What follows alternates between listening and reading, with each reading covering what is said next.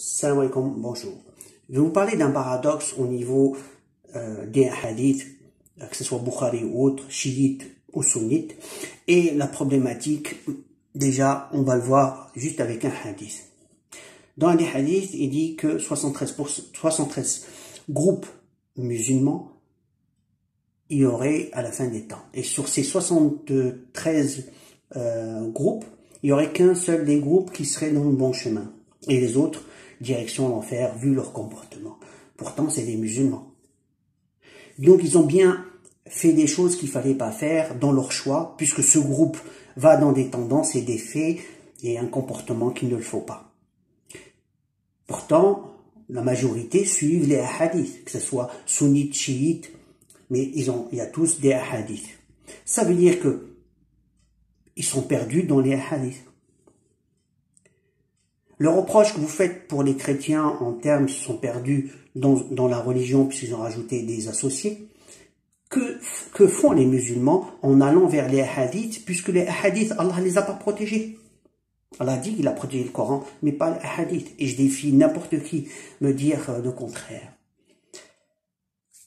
Dans le paradoxe, c'est dans le même hadith qui dit 1%, pourtant je vous parle d'un hadith. Ce que je voulais dire, il faut garder la logique, des rajouts ont été faits, que des hadiths, il y a des vrais et des faux, prendre le bon comportement dans le sens de la lumière et pas être un taré absurde, sans compréhension des choses. Et ne pas prendre la tenue, on dit que l'habit ne fait pas le moine, et je dirais que la barbe ne fait pas le musulman, ou et ainsi de suite, ou la tenue. Donc le problème c'est que plein de dogmes, par exemple l'islam ça veut dire arabe, non ça veut pas dire arabe, la langue arabe est parlée dans le Coran, mais on peut être quel que soit, c'est fait pour l'humanité, et même les djinns c'est fait pour tout le monde, c'est une loi divine. Donc arrêtons dans les trucs bas avec des tenues, des protocoles qui n'existent pas. C'est imaginaire, c'est dans votre tête. Et la plupart y adhèrent. Pourquoi? Parce qu'ils ont été formatés depuis leur enfance. Dès qu'ils sont petits, on leur met tout ça. Si t'es pas dans ça, c'est que t'es pas bien. Voilà. Les hadiths, un tel, nous on est comme ça. Voilà. C'est une alliance qu'on nous met à la naissance. C'est un mariage. Un mariage parce que on nous fait rentrer ces dents dans la tête et on grandit avec. Ceux qui commencent à réfléchir en disant c'est bon et pas bon, il y en a. Et ils combattent justement pour éclairer les autres. La question est, quel est le groupe du 1?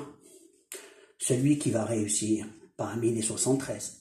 C'est ceux qui vont suivre le Coran en s'appuyant sur une chose, en s'appuyant sur le fait de demander secours à Allah. Parce que le secours, c'est Allah, il n'y a pas d'autre. C'est Allah, le guide. Allah, il éclaire, il montre le chemin à celui qui il va vers Allah. Et Allah l'aide à avancer vers lui. Donc le secoureur, c'est Allah. Ceux qui vont dans le Coran et s'approchent envers Allah dans la sincérité, en lui demandant de le guider, et quand il voit qu'il a des signes d'Allah, il obéit. Donc c'est dans l'obéissance envers Allah, pas en l'obéissance dans les hadiths, beaucoup inventés. Et je défie quiconque me dire le contraire. Vous faire des vidéos, je m'appelle Iknash Mohamed. Faites des vidéos et dites-moi le contraire. Sunnite, chiite, que Allah a protégé les hadiths. Faux. Il a protégé le Coran. Et même les interprétations dites dans le Coran, il y a plein de trucs faux. Des aberrations. Mais on grandit avec. Le mec, il a un bac plus 5 en littérature et il lit le Coran. Mais on a à la fin des gens soumis à un système formaté. Et ceux qui sortent dans ce format combattent, mais peu sont assez doués d'intelligence pour interpréter une globalité des choses. Voilà. L'interdit est toujours dans le Coran, l'interdit a une raison et quelqu'un qui vole parce qu'il a faim, est-ce que c'est à lui la faute? Voilà. Quelqu'un qui est dans le désert, il prend un interdit comme l'alcool ou le porc pour sauver sa vie en priant Allah, en pardonnant parce qu'il sait que c'est un interdit, mais c'est juste pour l'étape, pour pas mourir. Le temps d'arriver à un endroit où ça va le sauver. Vous croyez qu'Allah va le sanctionner pour ça? On sait que on prend une personne qui a des enfants, elle va faire des trucs pas bien pour nourrir sa famille, c'est la faute à qui? On sait que c'est pas bien. Donc, au lieu de montrer du doigt les autres, commencez à avoir le bon comportement. Celui des 1 sur les 73, il y a un groupe qui va réussir. Les autres, ils vont vers l'enfer. Ils vont courir pour aller chez le prophète chercher justement qu'ils plaident leur cause devant Allah. Donc, les hadiths, c'est un coup. C'est que si vous prenez, vous les interprétez mal, puisque c'était dit par des humains, j'ai bien dit par des humains, rapporté par des humains, comme la Bible qui a été écrite en plusieurs langues et ainsi de suite. Vous avez compris ce que je veux dire. Le Coran, il est en arabe.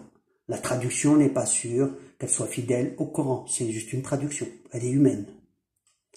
Donc, à vous de voir, au niveau des hadiths, beaucoup sont capables de dire des méchancetés sur d'autres parce qu'ils veulent pas croire aux hadiths. On croit aux hadiths que le prophète a dit de sa bouche, pas les 10 hadiths de un tel et de un tel qui sont protégés, à savoir par qui, mais certainement pas par Allah. Allah l'a pas dit. Alors maintenant, voilà, s'il y a quelqu'un qui veut bien me faire une vidéo, je veux bien, et qui me donne aussi l'occasion de redire ce que je pense par rapport à ce qu'il a dit. Je vous dis à la prochaine vidéo. Éloignez-vous des mauvais comportements. C'est visible, ça se ressent. Et soyez éveillés. Alaykoum salam.